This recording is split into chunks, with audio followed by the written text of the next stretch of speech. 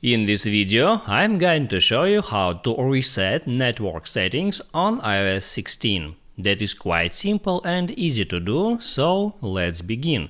And first, open up Settings, then scroll down for a bit and tap on General.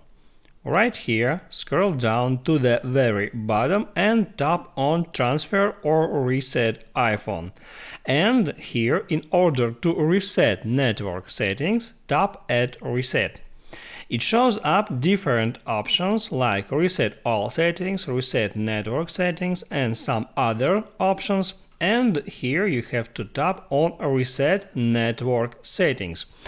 It removes all your Wi-Fi connections and all other network connections on your device and maybe something else, so be ready to enter login data for your network connection again after the process ends.